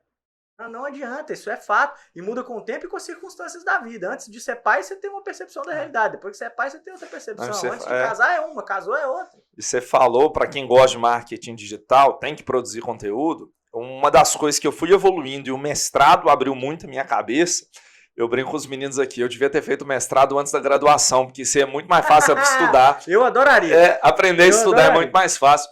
Hoje, por exemplo, eu não leio por ler. Todo dia eu chego aqui no escritório 7 da manhã, todo dia. Leio 1 hora. De 7 às 8 eu estou lendo. Desce, você vai trabalhar. Não, eu não venho trabalhar, eu venho estudar. Porque em casa eu não vou fazer. Eu me obrigo a escrever um artigo ou gravar um vídeo daquele capítulo do livro que eu li. E não vou ler mais, não tem mais. Não, eu vou produzir aquilo. Poderia ler mais? Poderia, mas eu não vou absorver o conteúdo. Então, a forma que eu tenho hoje de pegar e absorver aquele conteúdo é produzir um conteúdo em cima daquilo. Aliás, sensacional o que você está falando. Aí a gente entra na questão dos níveis de aprendizagem, né? E no que a gente chama de curva de desempenho, que inclusive é uma teoria da economia que a gente migrou para psicologia, né? Não adianta você... Tem muito aluno meu, aí falando de TCC, você que está aí precisando produzir um conteúdo científico, se liga nessa dica, ela é fundamental. Tem aluno que fala assim, Milton, eu vou parar esse final de semana, eu vou produzir meu TCC 8 horas. Sabe quantas horas úteis você vai produzir? 2. Ou seja, 6 horas de masturbação mental. Você não vai conseguir produzir, você vai desanimar porque você não consegue, você não vai ser produtivo e você vai perder confiança, você vai perder segurança. Péssimo. O que você faz? Pega essas 8 horas, você quer dedicar 8 horas de um dia, pega essas 8 horas e quebra em 4 dias. Se dedica 2 horas em cada dia. Por quê? Porque tem um negocinho chamado curva de desempenho, já está provado. Para a maioria das pessoas, quando você está desenvolvendo uma atividade específica, essa curva de desempenho ela fica ali entre 1h30 e 2 horas. Então, você começa a atividade... Sua mente desarma, é natural. Você começa a atividade meio, digamos, enferrujado, aí você vai melhorando performance. Você começa a leitura, tipo assim, meu Deus. Só que do meio da leitura, ali, sei lá, 20%, 30% da leitura para frente, você está envolvido com aquilo. Aí você começa a aumentar a produtividade. Chega no pico. Esse pico é cientificamente comprovado de 1h30, 2 horas no máximo, isso depende do ser humano, mas fica ali nessa. Chegou no pico, é só para baixo. Ladeira abaixo. É só para baixo. Então, se você se forçar a ficar ali, você já sabe que o seu é 1 hora. Se você se forçar a ficar ali lendo, não vai aproveitar o conteúdo. Você vai ler para dar satisfação para quem? Bobagem. Então, eu falo isso para os meus alunos, não dedique muito... Quebre o seu TCC em etapas de rápida execução, vai executando essas etapas e mescle atividades. Por exemplo, você fez uma atividade de caráter intelectual de apreensão da informação. Depois você vai fazer uma de caráter intelectual também, só que é produção de informação. Depois você pode fazer uma que não tenha mais caráter intelectual, até para você detox. Né? Você vai lá e, sei lá, vou aqui... Para quem não conhece a Alma aqui, é a empresa mais top de trabalhar. Tem piscina, churrasqueira, maravilhoso. Tem tudo aqui. Então você sai aqui, vai ali e fala, vou mergulhar agora. Vou mergulhar aqui 1 hora aqui. Ou vou brincar com o meu filho. Eu tenho o privilégio de muito tempo trabalhar em casa. Então eu posso simplesmente pausar o que eu estou fazendo, ir lá e brincar meia hora, 1 hora com a minha filha e voltar, e você volta revigorado. Porque você mudou a natureza da tarefa que você está fazendo. Isso é muito importante. E aí a gente começa, depois de uma determinada idade, de certa experiência, a gente começa a fazer coisas que não faz sentido. Descarta, Você elimina. começa a perceber que o tempo é precioso. Então você começa a fazer coisas que fazem sentido. Né? Esses dias uma menina que fez aniversário, eu fiz uma pergunta para ela. Você já tá na fase de vida que você comemora o seu aniversário ou que você já fala, putz, é 1 ano a menos para eu viver? Porque tem um momento que a gente começa a comemorar e fala, pô, tô ficando velho. Fazer isso muito cedo. Esses dias eu não aguentei, tem uma prima minha que ano que vem minha mãe faz 70 anos, né? Vai fazer. Sua mãe é minha vizinha, né? Por sinal. Sim, exatamente. Dona Neuza. Beijo, mãe, de novo. Aliás, deixa eu mandar um beijo pro meu pai também, que senão depois ele briga comigo. Minha mãe vai fazer 70 anos. Aí uma sobrinha. Na verdade, ela é minha prima, mas a diferença de idade é tão grande que eu trato como se fosse sobrinha. Ela falou. E as sobrinhas da minha mãe chamam ela de vó, a voeza. A Neuza, o nome dela é a voeza. Ô, voeza, ano que vem a gente faz festa de aniversário ou bota fora? Pra senhora, porque já tá mais próximo, né? Mas a gente começa a ter essa noção de quanto é valioso o tempo, né? E a gente começa a fazer coisa que faz sentido, cara. E assim, mas aí você vai começar a fazer coisas, você vai fazer só o que você quer ou só o que faz sentido? Claro que não. Claro que não. Isso é utopia, seria maravilhoso. E por falar nisso, você não consegue trabalhar só com quem gosta, tá? Não. Porque tem coisas que você não gosta e você tem que fazer. E muitas vezes você tem que fazer o que você não gosta para ter o direito de fazer o que você gosta. É isso aí. Para conseguir fazer. Eu falo isso muito no Reativas para as pessoas, que no Reativas a gente trabalha com a pessoa com o propósito de vida, né? O que a pessoa, aqui que ela realmente quer se dedicar. Então, as perguntinhas básicas, né? Se não tivesse dinheiro não existe, o que você se dedicaria a fazer? Hoje, se me faz essa pergunta, Milton, o que você faria se não ganhasse dinheiro? Eu falei, eu ia orientar aluno. Eu ia trabalhar com desenvolvimento pessoal. Se não tivesse dinheiro, eu faria a mesma coisa que eu faço. Não, eu hoje. brinco com os Porque meninos aqui. Propósito. Se alguém ganhar na Mega Sena e falar, Décio, vou te pagar pra você fazer só o que você gosta. Eu falei, paga minhas contas que eu vou continuar fazendo o que eu faço. Ajudando as pessoas. A única coisa que você vai fazer é investimento aqui, não. Faz um investimento. Então não faz aqui. Sentido. Né? Porque. Mas tem dia que você faz coisas que eu não gosto? Pô, toda hora. Caramba, toda hora. Claro que faz. Né? Só que aí, o Viktor Frankl fala disso também. Né? E sofrimento, assim, ele fala que desespero é D igual a S menos S. Desespero é igual a sofrimento menos sentido. Se você está fazendo algo que você não gosta, mas você sabe que aquilo faz sentido dentro do propósito de vida que você tem, você passa por aquilo. Uhum. Se não faz sentido, aí você descarta. Depressão, angústia, etc. Então, assim, a gente faz o que a gente não gosta porque a gente entende que aquilo é um processo que tem que compor o propósito que a gente escolheu. Uhum. Então, putz, eu vou ter que estudar uma coisa que não é o que me enche os olhos, mas eu preciso desse conhecimento para poder amanhã conseguir ajudar as pessoas a alcançarem os objetivos dela. Eu vou fazer isso, mesmo que eu não goste. Então, a gente tem que se submeter de vez em quando. Seria maravilhoso. Falar, vou fazer só o que eu quero. E assim, ter um propósito de vida faz uma diferença absurda. Eu não sei quando é que você descobriu o seu. Eu descobri o meu na época do TCC Sem Drama, da mentoria. Eu descobri que o meu propósito de vida era colocar o meu conhecimento a serviço das pessoas, né? Era ajudar as pessoas a alcançarem os objetivos dela. No caso do TCC, é ser aprovado, passar, etc. E assim, o propósito de vida, porque tem gente que fica achando que eu tenho que ter um propósito, tem que ser nobre, eu vou achar a cura pro câncer. Não!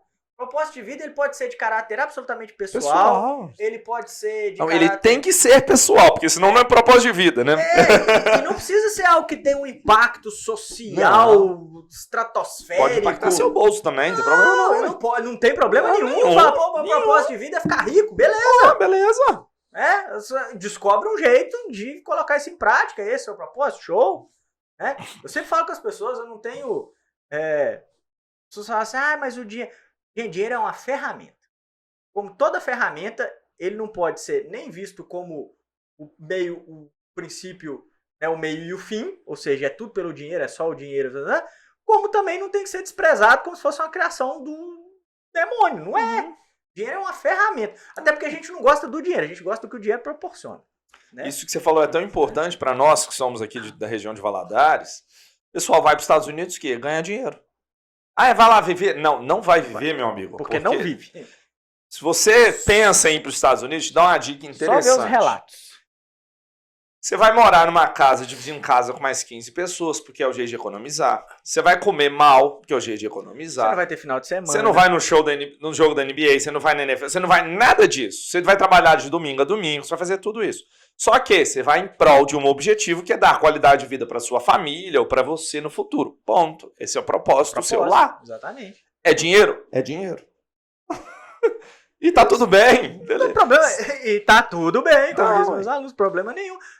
Eu tenho meu propósito é ter um físico, eu quero ser malhado, tá. Beleza, é o seu propósito. Sabe qual é o preço que você vai pagar? Você vai ter que fazer atividade física, você vai ter que abrir mão de comer coisas que as outras pessoas vão estar comendo, etc, etc. É ruim isso? É ruim. Mas não é o seu propósito? Beleza, é então acabou. Tá tudo bem, é o seu propósito. A questão é você ser fiel ao seu propósito, mesmo que de vez em quando você faça coisas que não são... Porque não me vem com essa história de que é gostoso. Inclusive eu já falei isso com esses caras bodybuilder, com essa galera fitness. O prazer não tá na execução do exercício. O prazer é depois do fim da atividade física. E aí você libera endorfina, dopamina, etc, etc, etc. Então você, eu vou ali malhar porque eu adoro malhar. Não, mas você tem gente que faz tão... Você adora a rotina, a sensação ela traz isso. Muito depois que você cumpre aquele... Ou igual algumas pessoas que podem estar no estúdio aqui, de ficar olhando para as pessoas ao redor também. Também. Prazer, narrar, tá aqui ouvindo um monte de coisa e pensando que hora que esse povo para de falar que eu preciso... Mas ele tem um propósito, por isso ele está passando por esse sofrimento. Mas então a gente acaba tendo. Por exemplo, tem gente que acha que uma empresa tem que ter uma missão, um propósito, algo bonitinho para as pessoas verem e entenderem. Não, cara. A missão dela é o que o cara quer para a vida dele, pro negócio dele. Você faz para os outros, mesmo sentido faz você ter missão. Então não vai na ondinha de modinha. Foguete não dá ré, vamos para lá. Primeiro que isso é uma... idiotice, segundo que foguete dá ré, porque não avisaram isso pro Elon Musk. Ele foi lá e fez. Ele fez e dá ré. Então, é um cara que é bom. Assim, quando a gente avisa, ele ainda vai lá e faz. Você imagina quando não avisa. Então, cara, não vai porque as pessoas falam, porque acha bonito. Não faz isso não, que vai dar ruim, cara. Vai dar merda. Bem, a gente volta no que a gente tava falando sobre a questão do senso crítico, né? De contestar, que a gente reproduz. Pô, hoje, o que mais tem hoje, né? A gente tá falando de marketing digital, produção de conteúdo e tal. Eu fico muito, muito aflito mesmo, assim. Não critico, não questiono, porque eu acho que a pessoa consome o conteúdo que ela quiser. E se teve alguém que entendeu que esse conteúdo, existe demanda para esse conteúdo, show! Perfeito. Aplaudo. Bacana. É um conteúdo que eu produziria? Não, porque não tem a ver com o meu propósito. Mas hoje as pessoas consomem a vida das outras pessoas. Elas não consomem. Antigamente a gente tinha ídolos assim, pô, eu tenho um ídolo na música porque eu gosto da música que o cara faz. O cara tá por trás da obra. Foda-se a vida dele. O cara tá por trás da obra. A obra é o mais bacana. Pô, eu sou fã do Led Zeppelin. Isso quer dizer que eu sou fã do Jim Page e eu morreria e eu quero ver tudo que ele faz na vida dele o tempo todo. Não, eu quero ouvir a música dele. Eu gosto do que ele faz. Hoje as pessoas consomem o que as outras pessoas, não é nem quem elas são, é o que elas demonstram ser, né? Porque é completamente diferente a vida da pessoa na rede social e a vida da pessoa de fato. Então hoje as pessoas consomem o que a outra pessoa demonstra ser. Eu não quero entrar nessa discussão aqui, acho isso perigosíssimo a médio e longo prazo, acho muito perigoso, porque você vai ter pessoas dispostas a fazer determinado... Porque nem todo mundo consegue ter aquela vida, e você vai ter pessoas dispostas a fazer coisas muito nefastas, assim, pra ter... Enfim. Mas o marketing digital vende isso, né? Por isso que eu falei, não quero entrar nessa discussão. Porque assim... Aí a gente tem o jogo de curto prazo, médio prazo, longo prazo, enfim. Eu gosto muito do marketing digital quando ele vende conceito, e junto com o conceito ele tem conteúdo... Produção casado de conteúdo mesmo, né? Uhum. É produção de conteúdo. Eu paro pra entender alguma coisa, explicar alguma coisa pra alguém. Não sou eu. Eu vi. Não vou falar quem foi. Eu vi uma influencer aí que o vídeo dela era ela entrando num carrinho. Influencer, tô falando de pessoas com seus 20 anos, tá? Entrando num carrinho de compra e as amigas empurrando o carrinho de compra no supermercado até o carrinho cair. Esse era o conteúdo. Não, quando eu tinha 14, 15 anos era até bom. Isso esse era o. Não. Enfim, esse era o conteúdo, tá? Mas assim, eu tava numa festa recentemente e até assim, a pessoa, a figura fantástica, e ela tem um conteúdo, ela produz um conteúdo pra mães jovens que é bem legal, assim, contando das experiências dela, que teve filho muito novo. Esther Mello. Eu, inclusive, nem sabia quem era. Eu tava com ela na festa, comecei a ver o pessoal... Eu dei aula pra irmã dela, pra Bárbara. Bárbara, né? Dei aula pra irmã dela na engenharia. Não, Univale. Não, Unipac.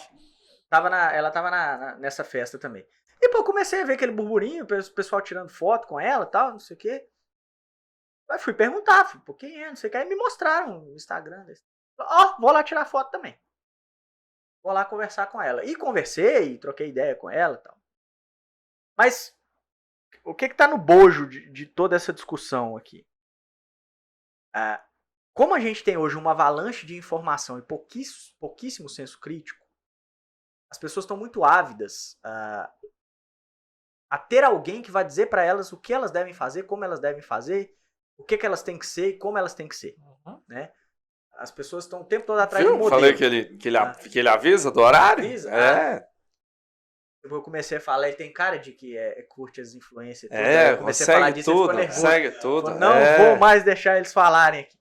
Mas eu não tô, eu acabei de falar, não tô criticando a influencer em si. Eu acho que ela é uma tremenda sacada, os influencers. A função, o trabalho é muito legal. Eu acho, pô, tiveram uma grande sacada, entenderam que tem público para aquilo e, né? É um mercado novo. E é mercado, cara, e tem ferramenta para explorar, bacana, legal. A questão que eu tô colocando em pauta aqui é só a seguinte: as pessoas estão o tempo todo querendo modelos. Pelo amor de Deus, me diz o que fazer. E aí, qual que é o risco? É você pegar um modelo, comprar uma ideia e morrer abraçado com aquilo e eliminar o contraditório e achar que a opinião daquela pessoa é verdade só porque é a opinião daquela pessoa que você admira. Cara, você precisa ter influências diferentes. Precisa ouvir o conteúdo. Porque o germe da intolerância tá justamente aí.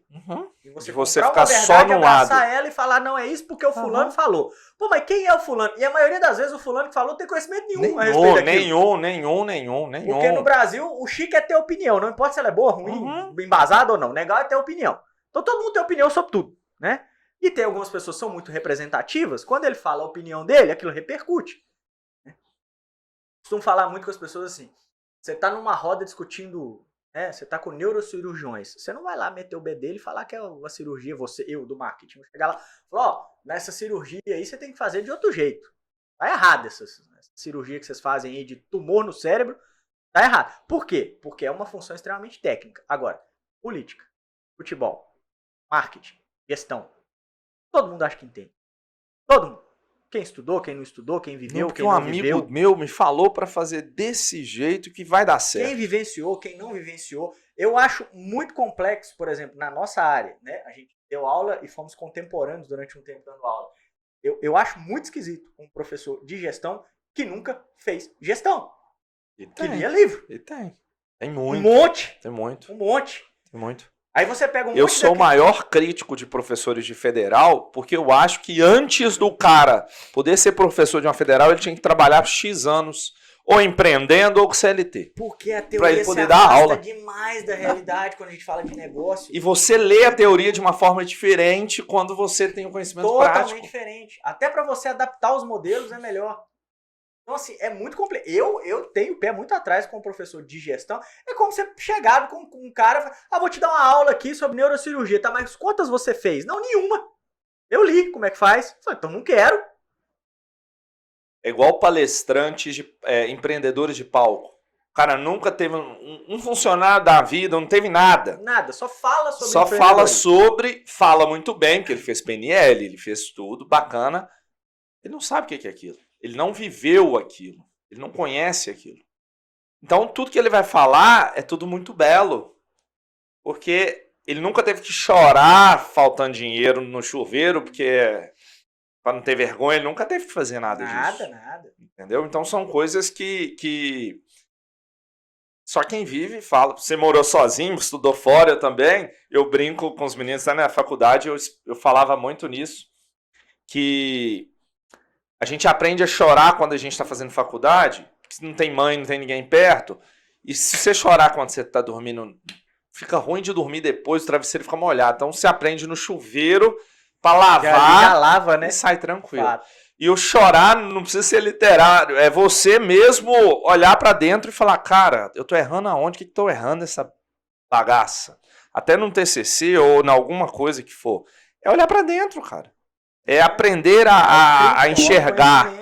Você ser o seu maior crítico ao mesmo tempo que você é seu maior incentivador. E tem que ser. É porque senão você fica à deriva, você fica dependendo das pessoas que vão te dizer o que ser, como fazer. Não sei. Eu tenho muito medo desses professores teóricos em áreas onde a gente percebe que a teoria e a prática, elas... Aí você pega os caras que ficam lá 80% do tempo reproduzindo o modelo, e aí você traz o cara para trabalhar e para fazer uma consultoria. E aí o cara cai numa realidade e ele pensa assim, cara, o que eu fiz 4 anos? A pessoa sente isso, você não precisa dizer para ela. Você não precisa dizer pra ela, cara, você não sabe nada. Até porque isso é até cruel. Mas o cara percebe. Cara, eu passei 4 anos, eu tô aqui agora, eu não sei o que fazer. Mas por que você não sabe o que fazer? Aí nós vamos entrar lá na discussão. Não, isso tem algo legal que muita gente discorda, mas eu defendo claramente. A teoria nada mais é do que a prática escrita. Você primeiro faz a prática para escrever a teoria. Só Einstein, que era um gênio, que escrevia a teoria antes... E o pessoal pegava e fazia conta e chegava onde ele chegou pensando. Não, se você pegar... Só. Vamos pegar a administração rapidamente. Quem não for da área da administração, eu vou tentar ser o mais didático, facilitar. É o papel do facilitador. Se você pega...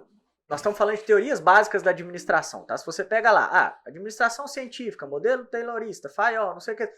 É resultado de quê? É resultado do que os caras faziam na fábrica. Aí alguém compilou aquilo, falou, o modelo é esse, faz desse jeito, faz... Alguém foi lá e criticou aquilo. E uma empresa começou a fazer diferente. E aí começou... O Fordismo chegou, o cara queria conduzir carro, viu o matadouro, como é que o cara cortava a carne, e falou, peraí, dá pra eu fazer também. Se eu reproduzir processos padronizados. Aí veio a Toyota, não quero esse trem assim não, vamos mudar... Eu adoro também a galera que quer matar a teoria, né? Fala, não, mas isso não existe mais. Vai no McDonald's pra você ver se não é modelo Fordista. McDonald's, vai aí. E funciona. Você só ganha escala se o processo poder ser repetido e padronizado, independente do lugar que você for. Senão você não escala. É fato. Tá? Por isso que a internet só tem negócios que escalam. E podem ser reproduzidos de diversas formas. Exatamente. Porque aí você tira o limite de venda, que tem negócio físico, e potencializa. Beleza. Você imagina se eu fosse fazer palestra do TCC sem drama. Imagina você viajando, cidade por cidade. Hoje, galera, eu vou atender Belo Horizonte. Amanhã eu estarei em Patinga. Desgaste físico, emocional. E aí na internet você fala pra... Hoje, eu não sei em quanto que tá.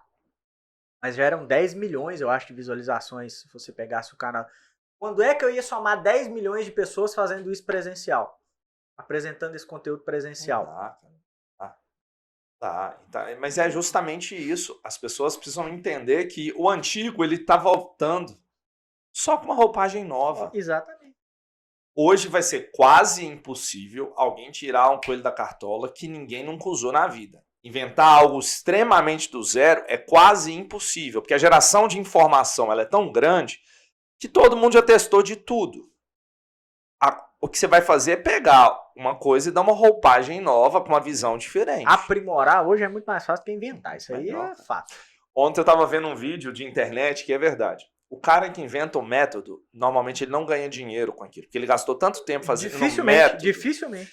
Que outra pessoa vai ver, gostar do negócio, vai pegar e vai investir o tempo que ela iria desenvolver o método em anúncio, em testar e botar o trem pra rodar. A gente fala que marketing digital a gente tem 3 figuras. O cara que cria o método, o cara que aplica o método e ganha dinheiro, e o cara que vai ensinar o método e vai ganhar dinheiro com isso. É isso aí. São 3 pessoas diferentes. O cara que criou, ele não tem tempo para produzir nem para ensinar. O cara que produz, ele se dedicou a aplicar o método e fazer. E esse cara que produz não é o cara que ensina. Ele não consegue. Ele não consegue. Tem que ter um cara que ensina a fazer, que é o cara que não fez, mas vai ensinar a fazer, a reproduzir aquele método. São essas 3 figuras que a gente tem. Não, a gente chegou, no primeiro, antes de ligar as câmeras, eu estava falando, o que é o meu trabalho hoje aqui dentro da Alma? O meu trabalho hoje é produzir conteúdo para formar a minha equipe para trabalhar no que a gente vende. Que a equipe comercial vende, tem a equipe que executa, eu preciso treinar essa galera e ensinar como faz. Você já passou por esses processos e agora você cria o conteúdo para formação. Porque se for, foi um processo na Alma com 11 anos, em 2019 foi onde a gente definiu, eu falo a gente porque tem mais pessoas no processo, que o Décio não pode fazer tudo e principalmente o Décio não pode vender. Porque se o Décio vende, a pessoa quer que o Décio execute. Então eu não posso aparecer na venda. As pessoas me ligam hoje, eu falo, não, peraí, o fulano de tal vai te ligar. E passo o telefone, mas eu queria falar com o Décio. Não, pode deixar que porque senão vai dar merda. Projetos que eu fecho e não executo dão merda porque as pessoas querem a minha presença. É isso. E para eu ganhar escala, esquece, impossível. E não dá para você pegar o cara que tá lá executando e falar com ele, que vem ensinar agora a executar aqui. Esquece, não dá. Conta, então, você que já passou por isso é o cara que vai ensinar agora. E é ciclo. E é assim que funciona. E essa é a função do empresário, essa é a função até de um gerente de um negócio. Eu costumo brincar nesses consultores e falo, gerente, se você está ocupado o dia inteiro, tem algo errado. Tem algo errado. Você não é para apagar incêndio. Você tem que pensar nas coisas para melhorar o negócio. Você não tem que resolver os problemas. É muito mais estratégico que operacional, pelo amor de Deus. E é difícil fazer isso, as pessoas entenderem que ela não precisa estar lá o tempo todo. Mas você sabe que isso tem explicação da neurociência também, né? Porque ela quer ser participativa. A pessoa não consegue entender, ela não consegue diferenciar o esforço operacional do... aliás, não é que ela não consegue diferenciar, ela não acredita que o esforço que não é operacional é esforço. Então, se, por exemplo, se hoje eu tirei amanhã para pensar uma maneira do meu negócio ter mais escala, eu não estou produzindo, eu não estou trabalhando, eu sou um vagabundo. Porque as pessoas não conseguiram entender que essa operação, ou intelectual, ou estratégica, o que quer que seja, também é esforço, também é trabalho. E aí ela se sente mal. Você já não parou na sua vida, em determinado momento da sua vida, você parou, você não estava fazendo nada, você falou, meu Deus. Eu vou contar esse exemplo agora. Eu faço tratamento psicológico, eu tenho tempo, terapia, muito legal e tudo. Esses dias eu fui numa outra pessoa Aí falei com ela, eu tenho muita crise de ansiedade e tudo. Ela falou, por quê? Eu falei, não, porque hoje eu tô aqui, eu já tô pensando já daqui 2 meses no faturamento, nas vendas. Você tem esse negócio em quanto tempo? Eu falei, tem 10 anos. Algum mês não deu certo? Eu falei, sim. O que você fez no final? Não, a gente correu atrás e resolveu. Mas por que você está pensando lá na frente? Aí eu falei, não, mas é... Aí eu falei com ela, e outra coisa, nossa, eu tento ficar um final de semana sem produzir, eu tirar umas férias, eu falo, tem algo errado. Você se sente mal. Aí ela falou, mas peraí. Qual que é a vantagem de ser empresário, então? Não era para ser assim. Qual que é a vantagem? Ela falou, por que você tem um negócio, então? Para ajudar as pessoas. Beleza. Mas você não tá Tá, se mas ajudando, o que adianta? E o pouco de retorno que você tem, que é autonomia, Cara, foi um liberdade, bate-papo de meia hora que eu virei pra ela. Cara, por que ninguém me falou isso antes? Mas é verdade. Você não conversou comigo, né? Só te falar. Não, aí a Jéssica faz isso muito bem. A Jéssica tem dia que ela tá estressada, ela fala, quer saber, vou pro cinema. A Jéssica assiste com 3 horas da tarde no cinema. E não tem nada de Não, errado tá nisso, não. Porque pelo ela vai contrário. produzir, se precisar de produzir de madrugada, ela vai produzir. Não Exatamente. tem problema. Não tem problema nenhum. Eu tenho dia que tá travado. Eu já cansei de fazer isso. Tem dia que eu tava travado, pego o carro, vou lá na Ibituruna, fico 1 hora, 2 horas lá em cima e desço. Cara, é papel do gestor preparar a gente pra ele ter autonomia, um pouquinho de liberdade. É papel. Ó, tá, não sei se dá pra ver, mas do meu lado aqui, já até comentei que tem uma pessoa do meu lado aqui que é a pessoa que eu tô preparando pra cuidar de todas as questões operacionais. Por que eu faço questão de estar perto de mim, de acompanhar as coisas? Pra entender o contexto. Pensar próximo do jeito que você... Mas é uma pessoa, tem uma outra pessoa que está sendo preparada para cuidar das questões de comunicações. Porque se eu tentar atender aluno, criar conteúdo, vender curso, cuidar de estratégia, criar anúncio, fazer layout, não vai. Então vou pegar uma teoria e trazer. Minha maior crítica à SWOT é essa. Matriz SWOT. O maior erro de planejamento é usar SWOT.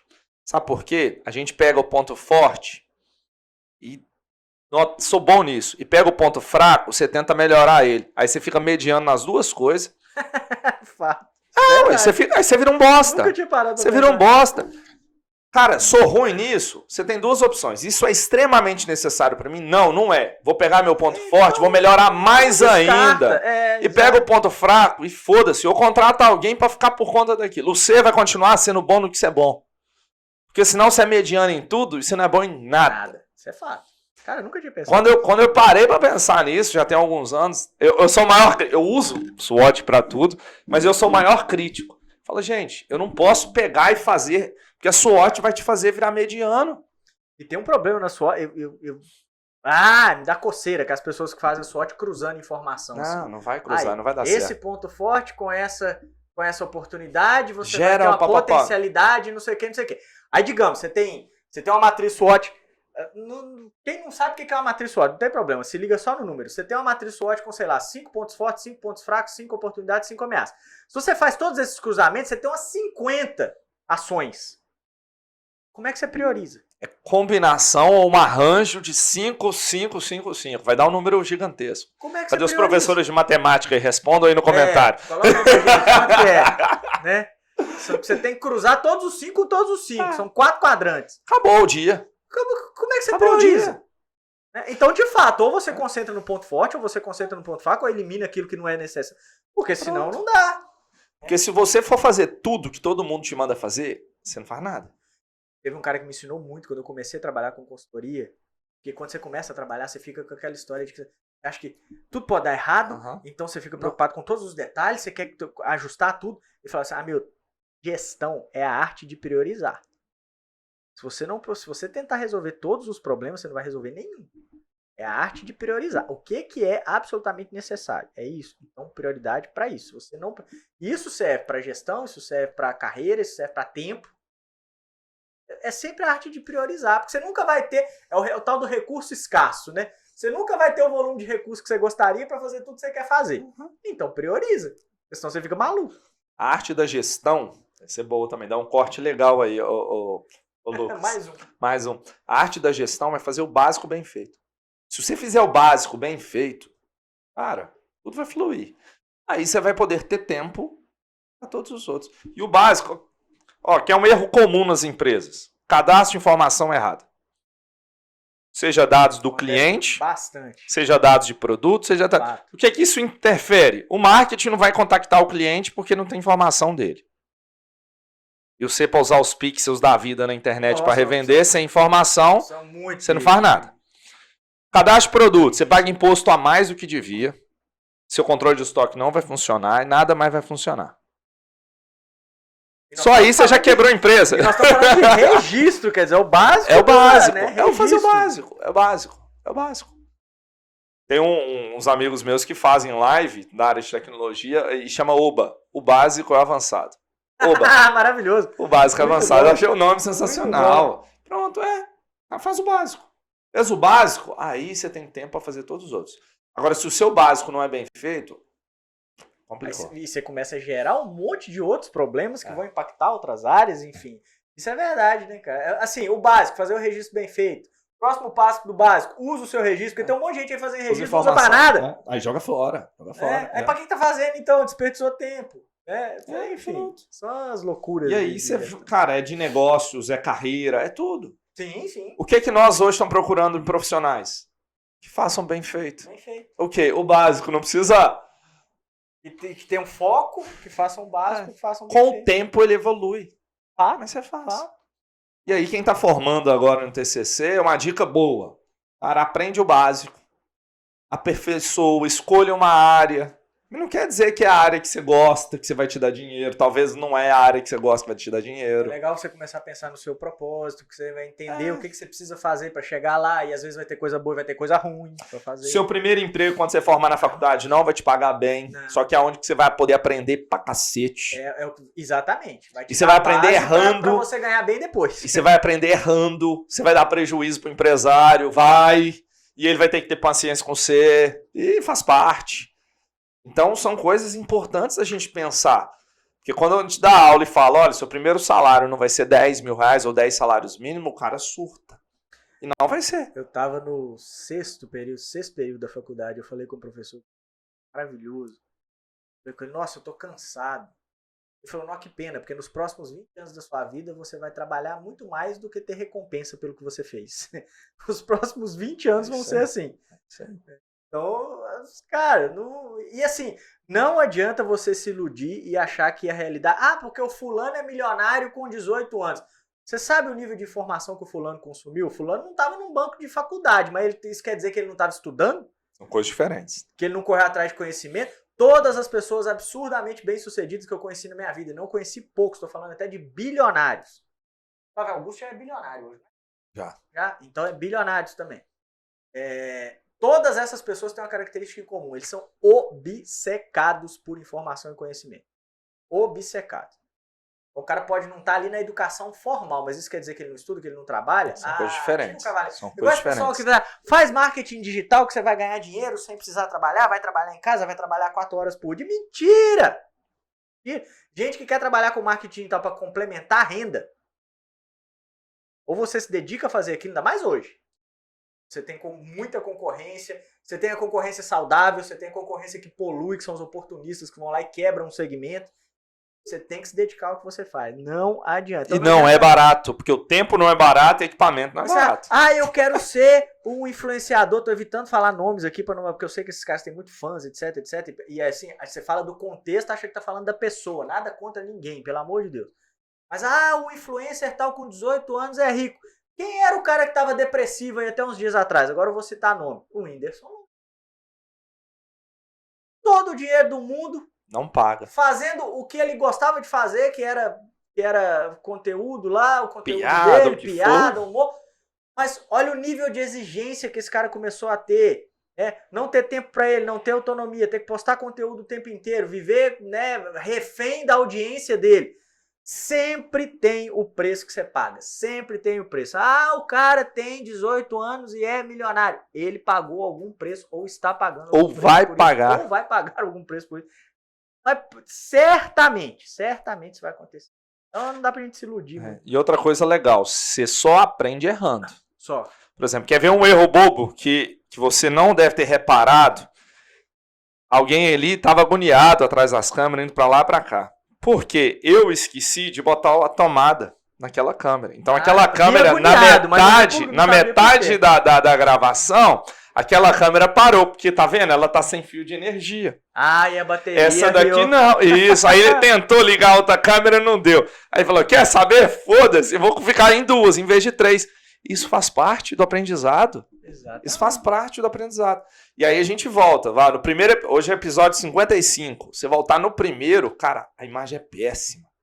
Péssima, beleza. Hoje foi no webcam. 4K aqui. Foi no webcam. E hoje já foi evoluindo.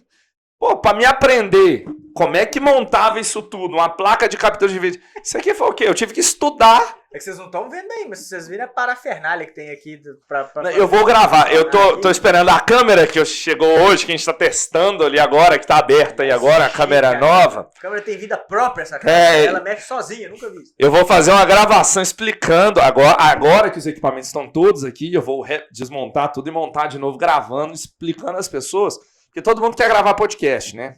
Mas o povo não sabe. É legalzinho. Pô, legal. É. O povo não sabe como é que funciona, não sabe nada disso.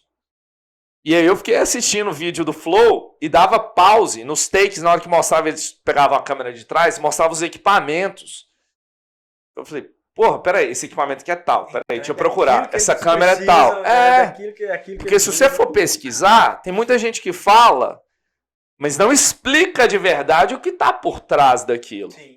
Pô, é o OBS que grava, beleza, mas como é que você joga todas as câmeras lá? Como é que você faz corte nas câmeras para gravação? Você muda essas imagens. Porque uma coisa é gravar 3 câmeras que a gente tá separadas. Tem gente que faz isso. Grava uma câmera, outra, e depois vai editar na mão. Putz.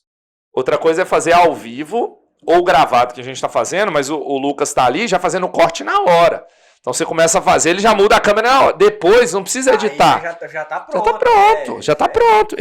A gente vai botar a abertura no início, no final o negocinho do vídeo, uns linkzinhos pra pessoa clicar, acabou, o vídeo tá pronto, é editado.